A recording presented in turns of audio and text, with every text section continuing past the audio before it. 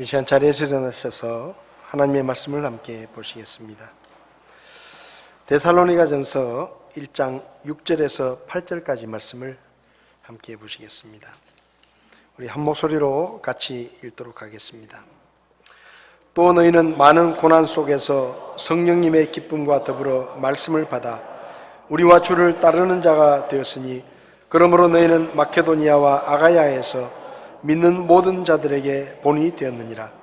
주의 말씀이 너희로부터 나와 마케도니아와 아가야에 울려 퍼졌을 뿐 아니라 하나님을 향한 너희의 믿음이 모든 곳에 널려 퍼졌나니 그러므로 우리는 아무것도 말할 필요가 없노라. 아멘. 잠시 기도하시겠습니다. 살아계신 하나님, 교회를 세우시고 친히 교회의 주인이 되셔서 교회를 향해 명령하시고 주의 말씀으로 인도해 가시는 하나님의 은혜를 생각하며 하나님 앞에 감사와 찬양을 드립니다. 진리가 혼탁해져가는 이 시대에 많은 교회들이 사람이 주인인 사람들의 교회로 변질되어가 있는 이때에 오 아버지 하나님, 우리 교회를 불쌍히 여겨주셔서 우리 교회가 오직 머리 대신 주님만을 섬기며 주님의 말씀만을 순종하며 주님의 뜻을 이루는 주님의 교회로 계속해서 남아있을 수 있도록 하나님께서 도와주시기를 원합니다. 주님 다시 오실 때까지 우리 교회가 이 복음을 변질시키지 않게 하시고 성경적인 신앙에서 떠나지 않게 하시며 어렵고 힘들고 때로 고난과 핍박이 있더라도 그 가운데서 주님의 말씀을 지키게 하시고 주님 앞에 충성스러운 교회로 세워져 갈 수 있도록 하나님께서 도와주시기를 원합니다. 이 시간 주의 말씀을 통해 우리 교회가 어떤 교회가 되어야 할지를 다시 한번 생각해 볼 때 우리 안에 계신 성령께서 우리 각자에게 말씀하시고 주님의 교훈을 따라 각자의 주신 달란트를 따라 주님의 교회를 섬길 수 있도록 저희들을 도와주시옵소서. 부족한 종을 주님께서 써주시기 원하며 예수님의 이름으로 기도했습니다. 아멘. 자리에 앉으시겠습니다.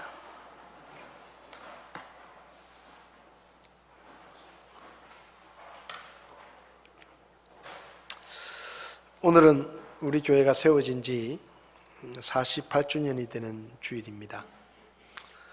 1974년 5월 12일에 우리 고 추인호 목사님과 또 고 워스월리 선교사님께서 대명동에서 처음 교회를 시작하셨습니다. 1976년 9월 달에 여기 이 자리에 땅을 매입을 하고 그리고 77년에 임시 예배당을 1층 간이 예배당을 지어서 예배를 드리고 1980년에 정식으로 예배당 건축 허가를 취득해 가지고 공사를 시작하게 되었습니다. 성도님들의 헌신과 또 미국 교회들의 선교원금을 통해서 예배당이 지어졌지만 원래 설계된 대로 완공은 하지 못하고 중도에 중단이 돼서 지금에 이르고 있습니다. 지난 48년 동안 1980년에 방이태 목사를 파송해서 내당 성서 침례 교회를 대구에 개척을 했고 86년에는 한영철 목사님을 포항에 파송을 해서 포항 성서 침례 교회를 개척을 했습니다. 87년에는 홍요셉 목사를 춘천에 파송을 해서 춘천 성서 침례 교회를 개척하고 2019년 6월에 정석윤 목사님을 혁신 성서 침례 교회로 파송을 해서 개척을 했습니다. 그래서 우리 교회 48년의 역사 동안 4개의 교회를 개척한 그런 역사가 있습니다. 지난 48년 동안 우리 교회가 하나님의 역사에 쓰임받은 것은 고 추인호 목사님을 비롯해서 많은 사역자들이 또 헌신하고 수고하고 또 원로 집사님들과 집사님들이 눈물로 기도하고 또 온 성도들이 함께 힘을 모아서 헌신하고 수고했기 때문에 지금의 우리 교회가 세워져 있다는 생각이 들어서 감사를 드립니다. 무엇보다 교회 주인이신 주님께서 우리 교회를 여러 가지 어려움 중에서도 지켜주시고 또 도와주시고 보호해 주셔서 오늘 우리가 이런 영광스러운 예배를 하나님 앞에 드릴 수 있었음을 하나님 앞에 감사를 드립니다. 어찌됐든 교회 역사는 저희들이 여러 가지로 돌아볼 때마다 참 그때그때마다 하나님의 은혜가 있었고 하나님의 특별한 도우심이 있었고 그래서 우리 교회가 오늘까지 이렇게 예배를 드리고 있다라는 생각을 할 때 모든 영광을 하나님께 돌려드립니다. 창립기념주일을 맞아서 어떤 말씀을 함께 나눌까 기도하던 중에 오늘 데살로니가전서 1장의 말씀을 가지고 이런 교회가 되게 하소서라는 제목으로 우리 교회가 어떤 교회가 되어야 할 것인지를 함께 살펴보려고 합니다. 오늘 본문에 나오는 데살로니가 교회는 여러 가지 면에서 우리가 본받을 만한 점이 많은 그런 교회였습니다. 그래서 저는 오늘 이 말씀을 통해서 교회에 관한 영적인 교훈을 몇 가지 살펴보려고 합니다. 오늘 데살로니가 교회를 통해서 우리가 배울 수 있는 첫 번째 교훈은 우리 교회는 예수님을 닮은 성도들이 있는 교회가 되어야 한다라는 것입니다. 오늘 본문의 말씀을 보면 6절 말씀을 보면 이렇게 되어 있습니다. 너희는 많은 고난 속에서 성령님의 기쁨과 더불어 말씀을 받아 우리와 주를 따르는 자가 되었다라고 말씀합니다. 사도행전 17장을 보면 이 데살로니가 교회는 사도 바울이 2차 전도행을 하던 중에 데살로니가 지역에 약 3주 동안 머물러서 복음을 전했는데 그동안에 믿은 성도들을 중심으로 세워진 교회가 데살로니가 교회입니다. 사도 바울은 데살로니가 지역에 더 머물고 싶었지만 사도 바울이 전하는 말씀을 듣고 많은 그리스도인들이 구원받고 또 특별히 그 지역에 있는 이 귀부인들이 많이 구원을 받았습니다. 그래서 이제 이 데살로니가 교회가 세워지게 되었는데 그것을 보고 그 데살로니가 지역에 있었던 유대인들이 불만을 가지고 불량배들을 동원해서 사도 바울을 해치려고 했기 때문에 사도 바울과 일행들은 도망치듯이 데살로니가를 떠나야 했습니다. 그래서 데살로니가에 가서 복음을 전한 것도 한 달 정도밖에 되지 않고 또 급하게 도망치듯이 떠났기 때문에 사도 바울은 이 데살로니가 교회가 걱정이 돼가지고 여러 번 다시 데살로니가에 가서 교회를 좀 이렇게 돌보려고 생각을 했는데 성경을 보면 계속 길이 막혀서 가지를 못했습니다. 그래서 사도 바울이 데살로니가 교회가 어떻게 됐는지를 궁금하게 생각해서 전도행을 하던 중에 디모데를 데살로니가 교회에 보냅니다. 가서 한번 알아보고 오너라.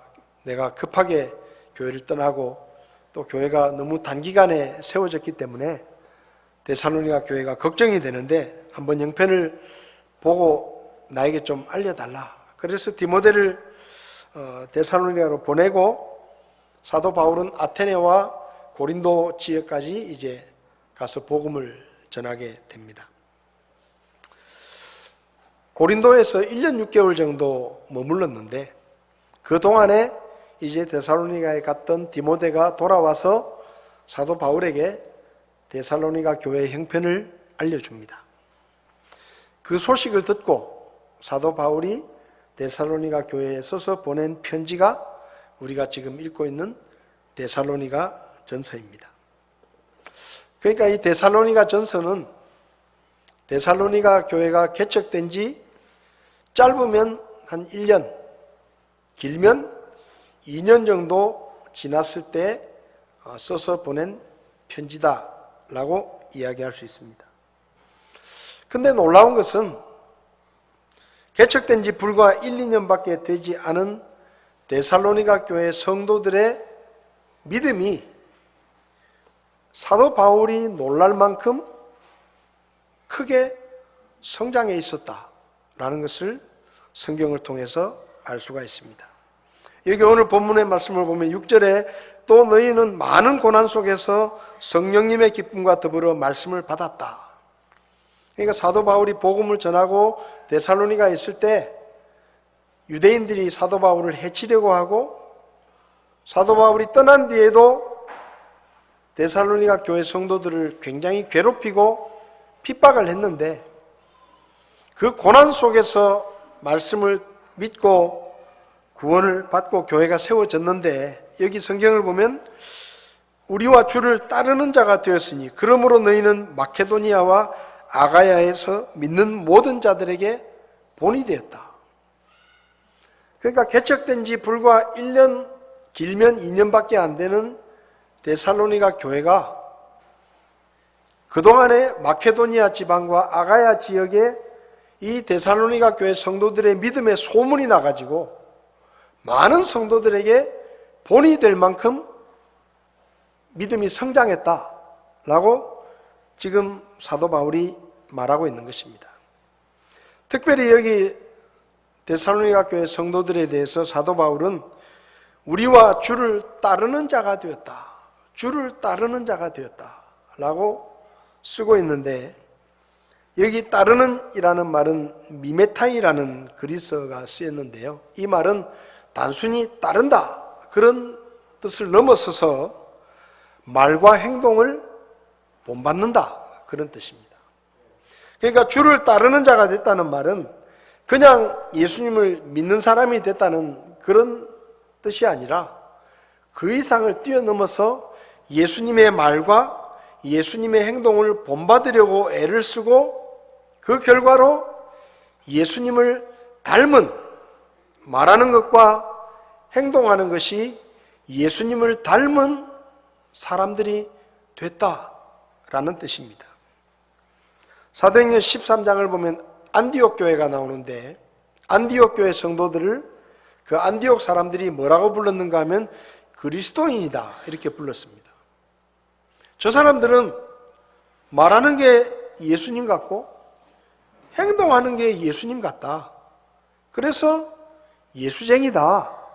그리스도인이다. 이렇게 불렀는데 이 데살로니가 교회 성도들도 마찬가지로 주님을 따르는, 주님을 본받는, 그래서 주님을 닮아가는 그런 성도들이 되었다라는 뜻입니다. 데살로니가 후서 1장 3절과 4절을 보면 사도 바울이 디모데를 통해서 전해 들은 데살로니가 교회 성도들의 믿음에 대해서 이렇게 썼습니다. 형제들아 우리가 너희로 인하여 항상 하나님께 감사드려야 하나니 그것이 마땅함은 너희의 믿음이 심히 많이 자라고. 그러니까 사도 바울이 생각했던 것보다 데살로니가 교회 성도들의 믿음이 심히 많이 자랐다. 그리고 너희 모두가 각각 서로에게 베푸는 사랑이 넘치기 때문이라. 그러므로 너희가 당하는 너희의 모든 핍박과 환난 속에서 드러난 너희의 인내와 믿음으로 인해 우리는 하나님의 교회들에서 직접 너희를 자랑한다. 그러니까 사도 바울이 데살로니가 교회 성도들의 믿음에 대한 소문을 듣고 그들이 구원받은 것에 안주하지 않고 예수님을 본받으려고 애를 쓰고 그리고 그 결과로 예수님을 닮은 성숙한 믿음의 성도들이 되어 있는 것 때문에 사도 바울은 항상 마땅히 하나님 앞에 감사했다. 그리고 너희들에 대해서 내가 다른 교회 갈 때마다 너희들에 대한 자랑을 했다라고 쓰고 있는 것입니다. 교회는 성숙한 믿음의 성도들이 있어야 합니다. 성숙한 믿음이란 무엇일까요? 누군가의 믿음이 얼마나 자랐는지, 그 사람이 얼마나 성숙한 믿음의 사람인지를 알아보려고 하면 그 사람의 말과 행동이 얼마나 예수님을 닮아 있는가라는 것을 살펴보면 됩니다. 에베소서 4장을 보면 성숙한 믿음은 그리스도의 충만하심에 장성한 분량에까지 이르고 말하는 것과 행동하는 모든 일에서 그분과 한 몸인 것처럼 되는 것이라고 말했습니다. 그러니까 믿음이 성숙하다는 얘기는 교회를 오래 다녔다, 구원받은 지 연수가 오래됐다라는 것이 말하는 것이 아니라 그 사람이 얼마나 말하고 행동하는 것이 예수님을 닮아 있느냐 하는 것이 그 사람의 믿음의 성숙함을 평가할 수 있는 기준이 된다라는 말입니다. 데살로니가 교회 성도들은 고난과 핍박을 받는 가운데서도 구원받은 믿음에 안주하지 않고 믿음을 지킬 뿐만 아니라 예수님을 본받기를 원했고 계속해서 주님을 본받으려고 힘썼기 때문에 불과 1, 2년 만에 그들의 믿음에 대한 소문이 마케도니아와 아가야 지방에 널리 퍼질 만큼 그들은 성숙한 믿음의 성도들이 된 것입니다. 여러분, 저는 우리 교회가 데살로니가 교회처럼 예수님처럼 말하고 예수님처럼 행동하는 예수님을 닮은 믿음의 사람들이 있기를 바랍니다. 우리 교회가 이제 48년입니다. 우리 중에 어떤 분들은 구원받은 지 40년이 넘는 분들도 계시고 30년, 20년 지난 분들도 많습니다. 우리 교회에서 10년 신앙생활한 것은 명함도 내밀지 못할 정도로 믿음의 연륜이 깊은 그런 교회입니다. 문제는 그럼 그렇게 구원받은 연수가 오래되었는데 우리의 믿음이 과연 그 연수에 어울릴 만큼 성장하고 자랐는가 하는 것입니다.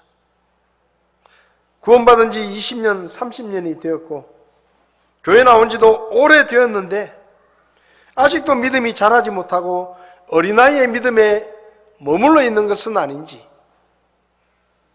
한번 우리 자신을 돌아보아야 할 필요가 있는 것입니다.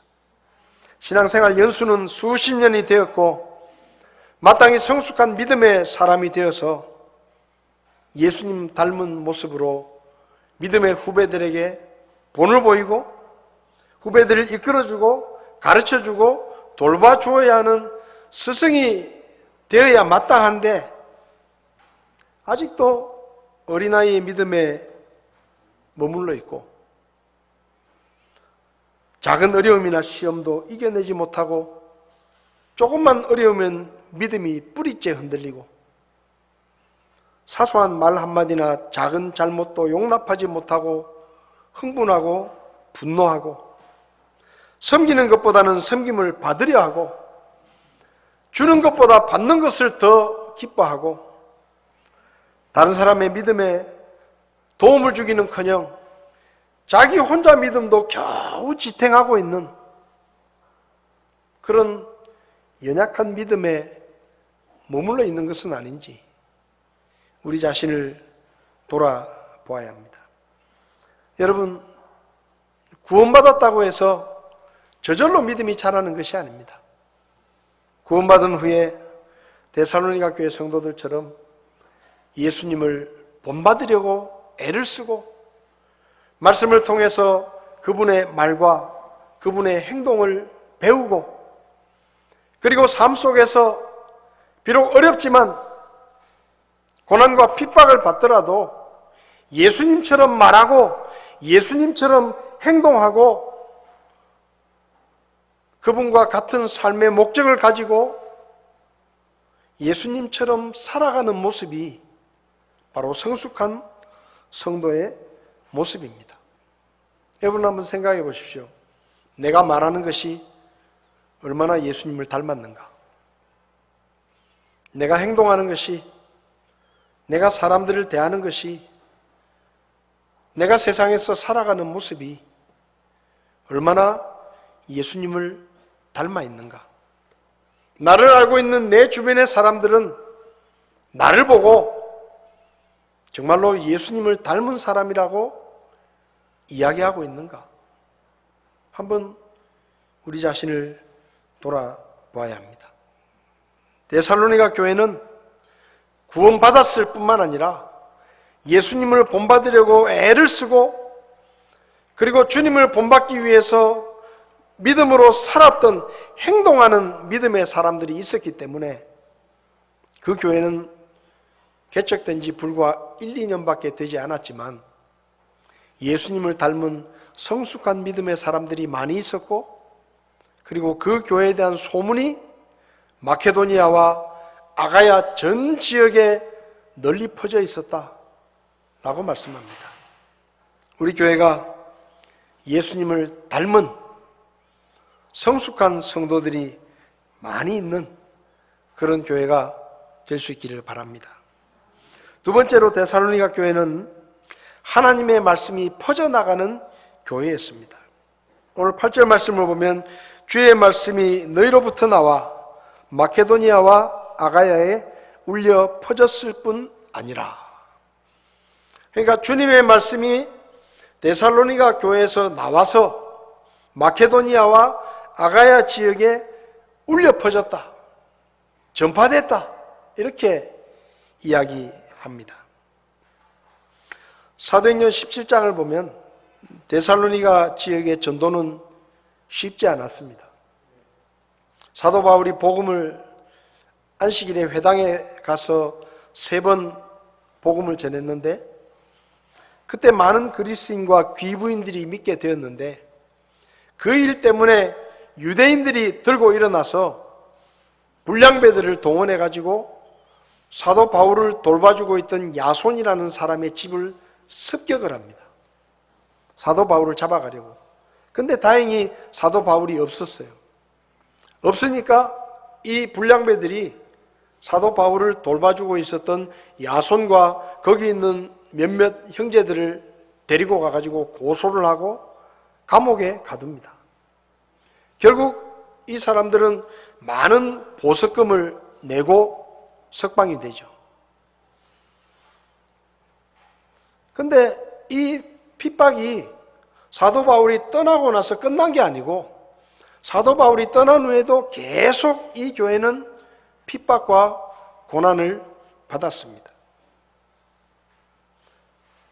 1장 6절에서 너희가 많은 고난 속에서 말씀을 받았다.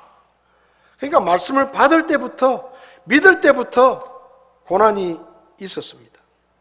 그리고 3장을 보면 3장 2절에서 3절을 보면 우리 형제 곧 하나님의 사역자요 그리스도의 복음 안에서 우리의 동료 일꾼인 디모데를 보내었노니 이것은 너희를 굳게 세우고 너희의 믿음에 관해 너희를 위로하며 아무도 이런 고난들로 인해 흔들리지 아니하게 하려 함이라. 우리가 이런 고난들을 받도록 정해진 줄을 너희 자신이 아느니라. 그러니까 사도 바울이 디모데를 데살로니가 보낸 이유 중에 하나가 이 교회가 계속 핍박을 받고 고난을 당하면서 믿음 안에 흔들리는 사람들이 있었기 때문에 그 믿음을 굳게 세우고 위로하고 고난들로 인해 흔들리지 않게 하려고 디모데를 보냈다라고 말씀합니다.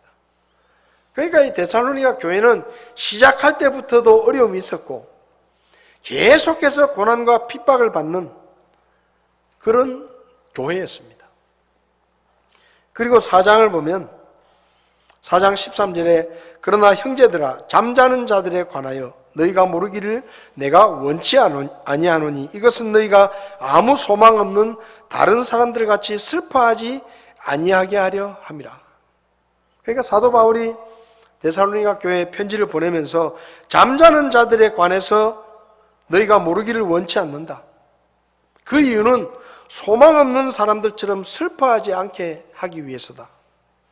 그리고 4장 18절에 이 말씀들로 서로 위로하라 이렇게 말씀하거든요. 그러니까 이 말씀들을 보면 아마도 데살로니가 교회 성도들 중에 믿음 때문에 핍박을 당하다가 목숨을 잃은 성도들도 꽤 있었다는 생각이 듭니다. 그러니까 그 사람들 때문에 슬퍼하고 있는 데살로니가 교회 성도들에게 우리에게는 소망이 있기 때문에 슬퍼하지 마라 하고 위로하고 그들이 슬퍼하지 않게 하기 위해서 데살로니가전서를 써서 보낸 거거든요. 그러니까 데살로니가 교회는 시작할 때부터도 어려움이 있었고 계속해서 고난과 핍박을 당했고 심지어는 목숨을 잃는 성도들까지 있는 그런 지경이었는데 그런 환경에서 데살로니가 교회가 어떻게 했느냐? 데살로니가 후서 1장을 보면 4절 5절에 그러므로 너희가 당하는 너희의 모든 핍박과 환난 속에서 드러난 너희의 인내와 믿음으로 인해 우리는 하나님의 교회들에서 직접 너희를 자랑하노라. 그것은 하나님의 의로운 심판의 명백한 증표인데 이것은 너희가 하나님의 왕국에 합당한 자로 여겨지게 하려 함이라. 그 왕국을 위하여 너희도 고난을 당하느니라. 그러니까 계속해서 고난당하고 핍박을 받는데 그 가운데서도 인내하고 믿음을 지켰던 이 데살로니가 교회를 사도 바울은 자랑스럽게 생각한다라고 이야기합니다. 근데 이 교회 성도들은 그렇게 핍박을 받고 고난을 당하고 고통을 당하면서도 쉬지 않고 복음을 전했습니다. 고난을 받고 예수 믿는 것 자체가 핍박거리였고 고난을 당했지만 그들은 침묵하지 않고 계속해서 복음을 전했습니다. 그래서 그 교회에서 나온 하나님의 말씀이 마케도니아와 아가야 지역에도 널리 전파됐다라고 사도 바울이 이야기하는 것이죠. 여러분, 교회는 복음이 흘러나가는 교회가 되어야 합니다. 하나님의 말씀이 퍼져나가는 교회가 되어야 됩니다. 그저 내가 구원받았다, 내가 천국 소망을 품게 됐다, 여기서 만족하는 것이 아니라 어떤 어려움과 어떤 고난이 있더라도 이 복음을 끊임없이 전하고 이 복음이 흘러나가는 교회가 될 때 그 교회가 하나님 앞에 쓰임받는 교회가 되는 것입니다. 예수님께서 하늘로 올라가시기 전에 제자들에게 마지막으로 주신 명령의 말씀이 무엇입니까? 마태복음 28장을 보면 그러므로 너희는 가서 모든 민족들을 가르치고 아버지와 아들과 성령의 이름으로 그들에게 침례를 주며 무엇이든지 내가 너희에게 명령한 모든 것을 그들에게 가르쳐 지키게 하라. 하나님의 말씀을 전해라. 사도행전 1장 8절에 오직 성령님께서 너희에게 임하신 뒤에 너희가 권능을 받고 예루살렘과 온 유대와 사마리아에서 그리고 땅의 맨 끝 지역까지 이르러 나를 위한 증인이 되리라. 교회에 주신 사명입니다. 복음을 전해라. 나를 위한 증인이 되라. 오늘날 사람들은 말합니다. 코로나 때문에 복음을 전하기가 더 어려워졌다. 틀린 말은 아니에요. 근데 여러분, 교회 역사를 보면 복음을 전하는 일이나 믿음으로 사는 것이 쉽고 편했던 때가 없습니다. 언제 예수 믿는 사람들이 편하게 살았습니까? 언제 복음을 전하는 것이 쉬웠습니까? 교회 역사를 보면 복음을 전하는 일은 끊임없이 핍박을 받고 고난을 당하는 일이었고 성도들이 믿음을 지키며 사는 것은 끊임없이 세상에서 미움을 받고 핍박을 받는 삶이었습니다. 여러분, 오해하지 마십시오. 교회가 잘하면 세상 사람들이 교회를 좋아하고 우리가 전하는 복음을 잘 받아들이고 그렇게 될 것 같습니까? 그렇지 않습니다. 이 세상은 마귀가 다스리는 땅입니다. 이 세상 나라는 마귀의 나라입니다. 이 마귀의 세상에서 하나님의 백성인 우리가 환영을 받고 우리가 칭찬을 받고 사람들이 우리를 환대해주고 그럴 일은 없습니다. 우리가 복음을 전하면 세상 사람들은 우리를 대적할 것이고 우리를 공격할 것이고 우리를 핍박할 것입니다. 이단과 사이비들이 왜 교회를 공격합니까? 가짜 복음을 가지고 사람들을 현혹하고 교회를 공격합니까? 이단 사이비들은 우리 편이 아니에요. 마귀 편이에요. 그래서 그 마귀 편에 있는 사람들은 항상 하나님 나라와 하나님의 백성들을 괴롭히고 공격하고 핍박하는 것입니다. 요한복음 15장과 16장을 보면 예수님께서 제자들에게 일찌감치 뭐라고 말씀하셨느냐? 얘들아, 세상이 너희를 미워할 것이다. 너희들이 세상 편에 속해 있을 때는, 예수 믿기 전에는 세상이 너희를 좋아하겠지만 너희가 예수 믿고 이제 세상에 속한 사람이 아니라 하나님께 속한 사람들이 됐기 때문에 너희들은 세상으로부터 미움을 받을 것이다. 그거 이상하게 생각하지 마라 라고 말씀하셨어요. 너희를 미워하는 것은 너희를 미워하는 게 아니라 나를 미워하는 것이다 라고 말씀하셨습니다. 사도 요한도 요한일서 3장 13절에서 이렇게 말씀합니다. 내 형제들아, 세상이 너희를 미워하거든 이상히 여기지 마라.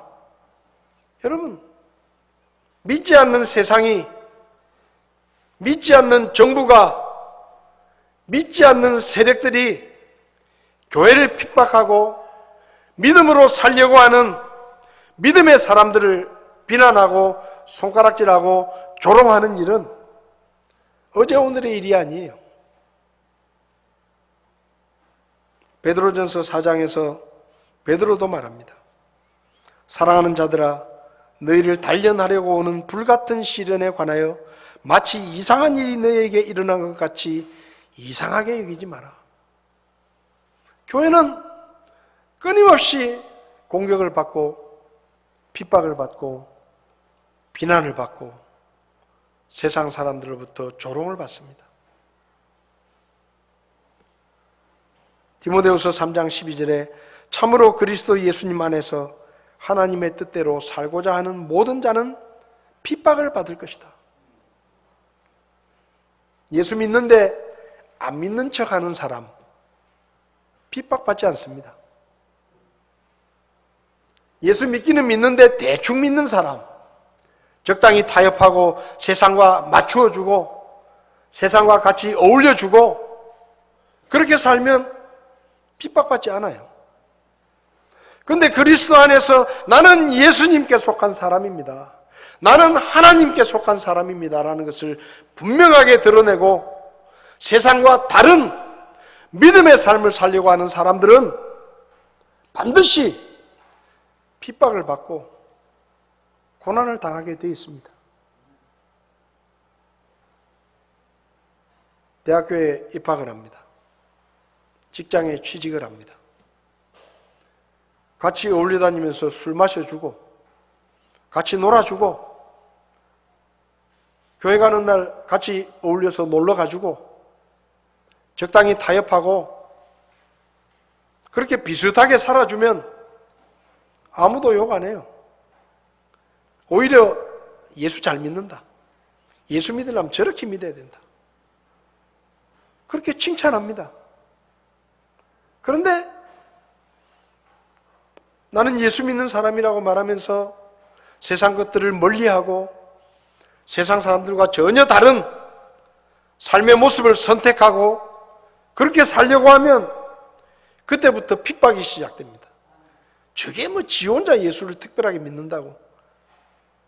제가 처음 직장에 다녔을 때 수요일날 저녁에 예배를 드리러 가야 되는데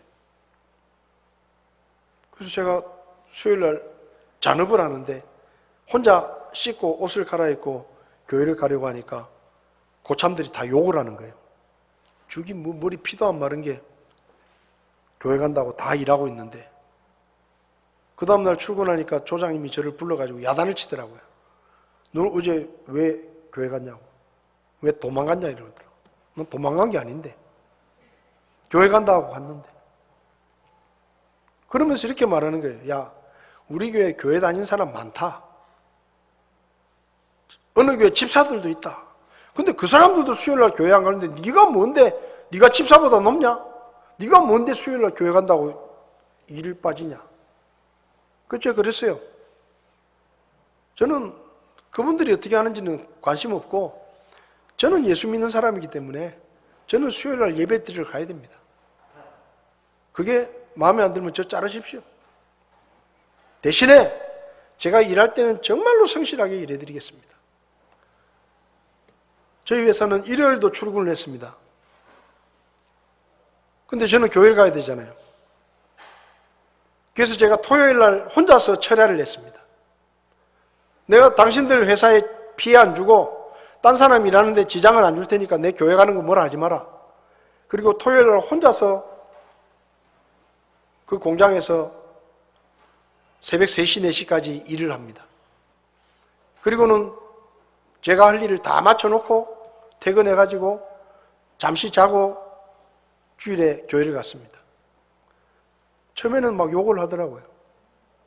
근데 그렇게 계속해서 제가 그렇게 하니까 회사에서도 저 이군 교회 가는 거 아무도 얘기하지 마라.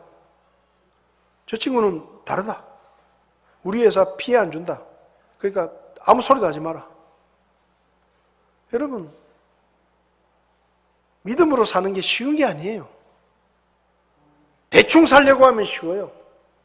적당히 믿으려고 하면 괜찮아요.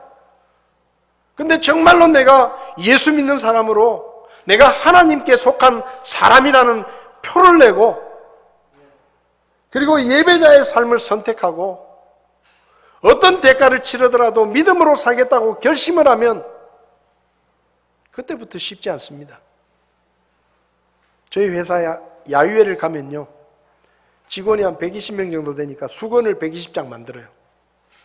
근데 야유회를 가면 그 수건을 누가 가지고 오는가 하면 제가 다 가지고 옵니다. 다른 사람들은 다 술 먹어가지고 정신이 없거든요. 그러니까 그 사람들한테 맡기면 다 잊어버릴 것 같으니까 야, 이거 나눠줘가지고는 지금 안 되니까 이군 네가 이 120장 수건 다 집에 갖고 갔다가 내일 회사 갖고 와가지고 회사에서 나눠주자. 그걸 꼭 저한테 줘요. 저만 멀쩡하거든요. 그 수건 120개를 들고 집으로 간다고 생각해 보십시오. 집에 갔다가 그 다음날 아침에 또 출근할 때 그걸 들고 가요. 제가 아무 불평 안 합니다. 그게 뭐예요? 저를 인정해 준다는 얘기잖아요. 너는 믿을만 하고 너는 실수 안 하고 너는 술 안 먹고 너는 멀쩡하니까 나한테 맡겨도 안심이 된다.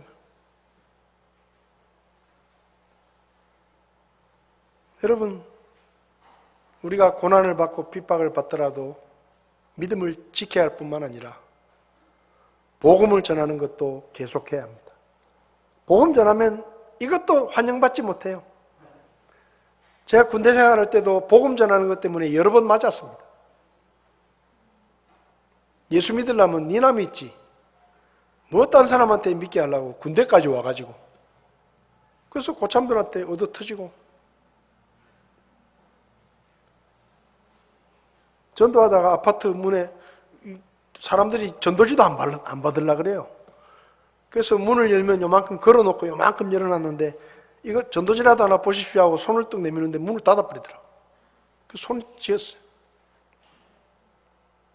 여러분, 그럼에도 불구하고 우리가 복음을 전해야 됩니다. 복음 전하면 믿지 않는 사람들 우리를 비난하고 조롱하고 저것들은 왜 예수 믿으라고 얘기하냐. 딴 종교는 안 그렇게 얘기 안 하는데 꼭 예수 믿어야 구원받는다고 그렇게 얘기하냐. 성경이 그렇게 얘기하잖아요. 우리가 지어낸 말이 아닙니다. 우리에게 맡기신 복음이 그거예요.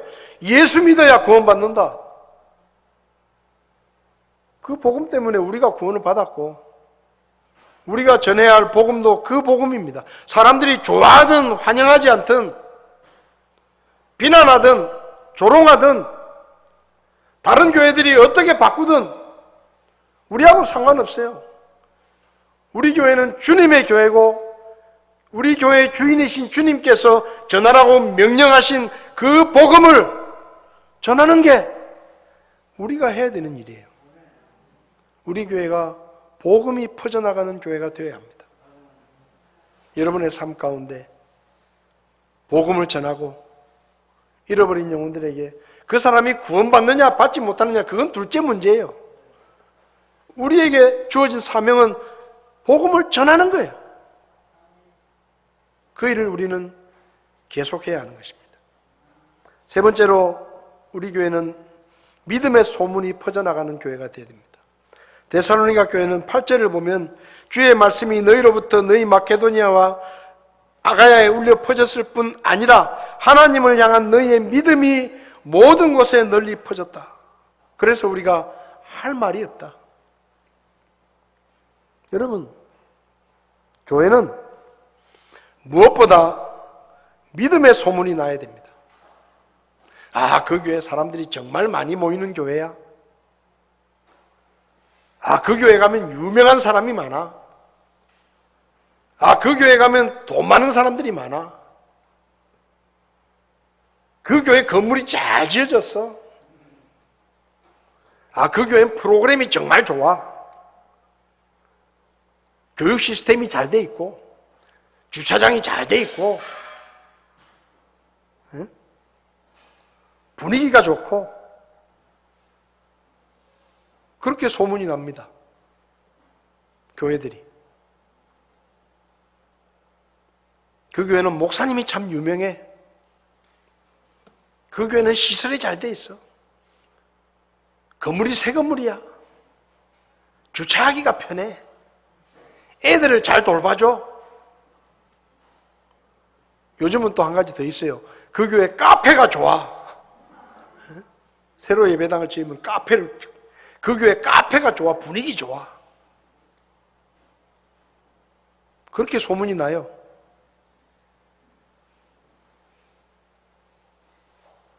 물론 그것도 나쁜 건 아닙니다. 그런데 중요한 것은 그 교회가 믿음이 좋아. 그 교회 사람들은 믿음이 좋아. 이런 소문이 나야죠. 사람만 많이 모이면 뭐합니까? 교회당만 의리하게 지어놓으면 뭐예요? 믿음의 소문이 나지 않는데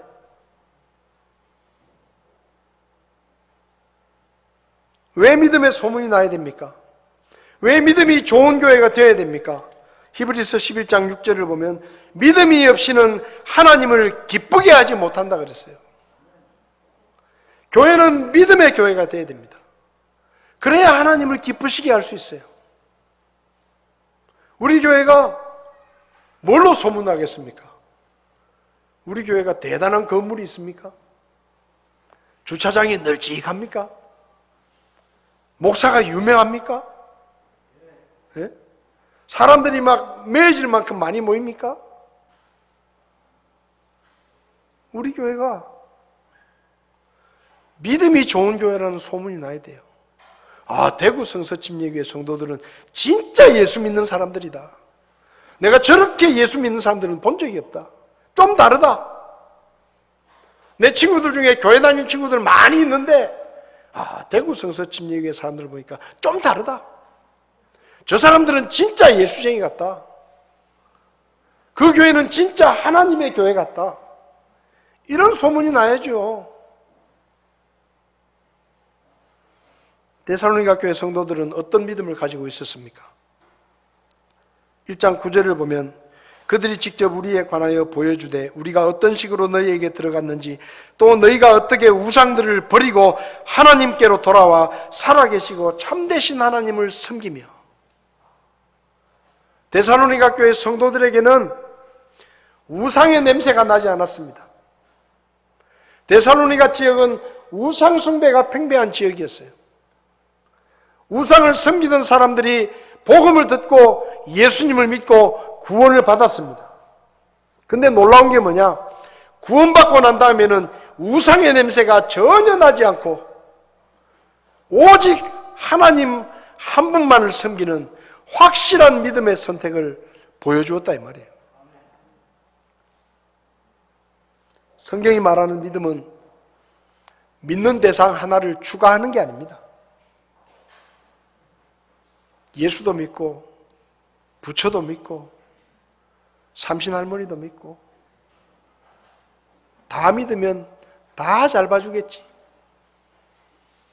나무아미타불 관세음보살 아멘. 그렇게 하면 부처도 잘 봐주고 하나님도 잘 봐주고. 성경이 말하는 믿음은 그런 믿음이 아니에요. 하나님을 선택하기 위해서 모든 우상을 버리는 것이 성경이 말하는 믿음입니다. 왜요? 하나님을 제대로 알면 나머지는 다 가짜라는 것을 깨닫기 때문에, 아무 의미가 없다는 것을 깨닫기 때문에 그저 쓰레기를 버리듯이 버릴 수가 있는 겁니다. 근데 예수님을 믿는다고 하지만 어정쩡하게 믿으니까 하나님이 어떤 분이신지도 제대로 알지 못하고, 그래서 연초 되면 점쟁이 집에 찾아가가지고 제 사업이 좀 내년에 잘 될까요? 그 점쟁이한테 가서 물어보고 그 다음 주일날 교회 와서 하나님께 기도하고. 그게 뭐 하는 짓이에요 그게? 예? 그게 믿음입니까? 예? 그때마다 하나님이 필요하면 하나님 이름 쓰고, 우상이 필요하면 우상의 이름을 쓰고, 양다리를 걸치고. 데살로니가 교회 성도들은 그렇게 하지 않았어요. 우상들을 버리고 하나님께로 돌아와서 살아계시고 참되신 하나님을 섬겼다 그랬습니다. 여러분, 우리가 믿고 섬기는 하나님은 살아계신 하나님이십니다. 이 세상에 살아계신 신은 하나님 한 분밖에 없습니다. 다른 건 다 가짜예요. 죽은 우상이에요. 그게 돈이든지 사람이든지 무엇이든지 간에 하나님 빼놓고는 다 가짜 우상입니다. 그거 버리고 하나님을 믿어야 돼요. 나는 하나님을 믿기로 선택한 사람이다.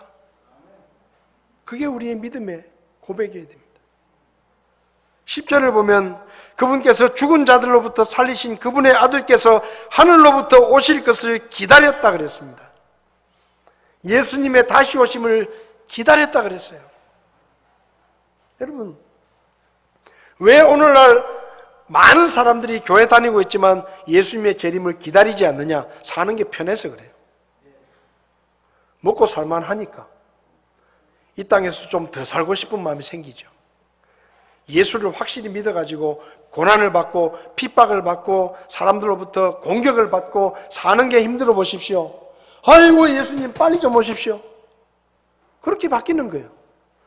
데살로니가 교회 성도들은 늘 핍박을 받으니까 예수님 다시 오신다 그랬는데 빨리 오십시오, 빨리 오십시오. 그러고 기다렸어요.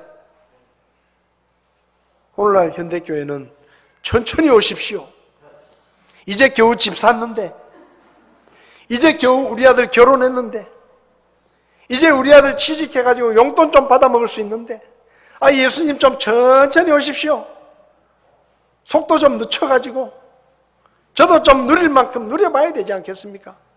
코로나 끝나고 이제 외국에도 좀 가봐야 되는데 여행도 못 가보고 좀 천천히 오십시오.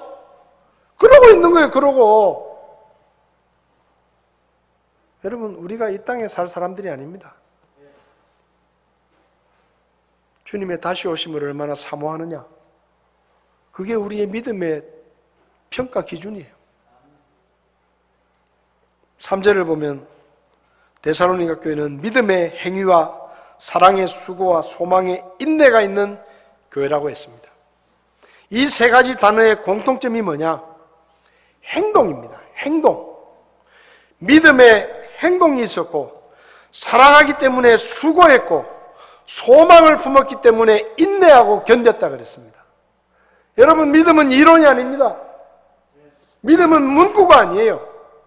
믿음은 행동의 변화예요. 믿는 만큼 변하지 않으면 그 믿음은 죽은 믿음이라고 야고보서에 말합니다. 믿는데 행동이 안 달라진다. 그 죽은 믿음이에요. 믿으면 달라지게 되어 있습니다. 믿는 대로 행동하는 그런 교회. 사랑한다고 말만 하는 게 아니라 사랑하기 때문에 수고하고 먼저 섬기는 교회. 소망 때문에, 다시 오실 주님을 만날 소망 때문에 견디고 참고 인내하는 교회. 그 믿음이 마케도니아와 아가야 지방에 퍼졌다. 우리 교회도 믿음의 소문이 나는 교회가 되기를 바랍니다. 우리 교회가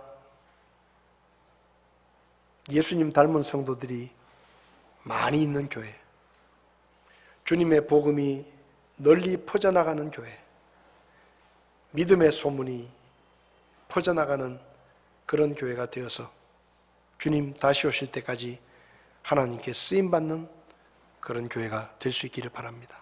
기도하시겠습니다.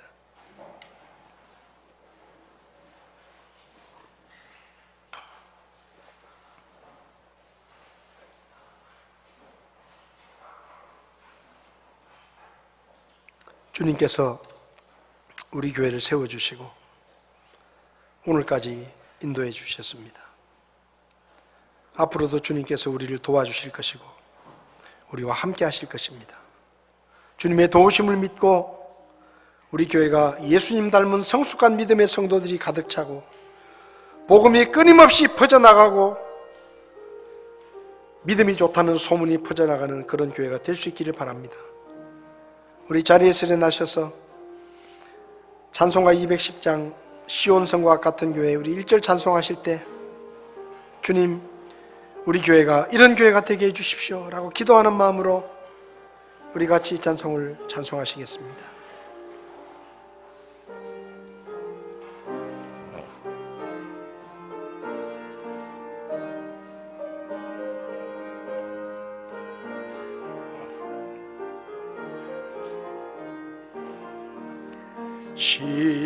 시온성과 같은 교회 그의 영광 한없다 허락하신 말씀대로 주가 친히 세웠다 반석 위에 세운 교회 흔들 자가 누구랴 모든 원수 애워싸도 아무 근심 없도다. 이 시간 자리에 앉으셔서 교회를 위해 기도해 주시기 바랍니다. 사역자들을 위해 기도해 주시고 우리 집사님들을 위해서 기도해 주시고 우리 성도님들을 위해서 기도해 주시기 바랍니다. 우리 교회가 주님 닮은 성도들이 있는 교회, 복음이 퍼져나가는 교회, 믿음의 소문이 퍼져나가는 교회가 되게 하나님 도와달라고 그렇게 기도하시기 바랍니다. 그러기 위해서는 우리가 그런 성도가 되어야 합니다. 저와 여러분들이 그런 성도가 되어 주님의 교회를 세워나갈 수 있기를 바랍니다.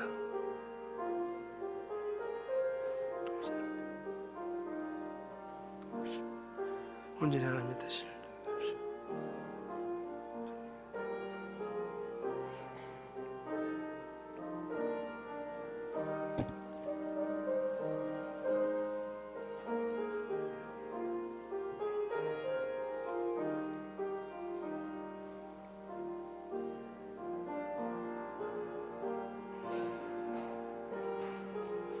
교회를 세우시고 오늘까지 인도하시고 도와주신 하나님 아버지, 우리 교회가 주님의 교회로 예수님을 닮은 성도들이 가득 차고 주의 복음이 끊임없이 퍼져나가고 믿음의 좋은 소문들이 이 지역사회에 퍼져나갈 수 있는 그런 교회가 될 수 있도록 저희를 도와주시옵소서.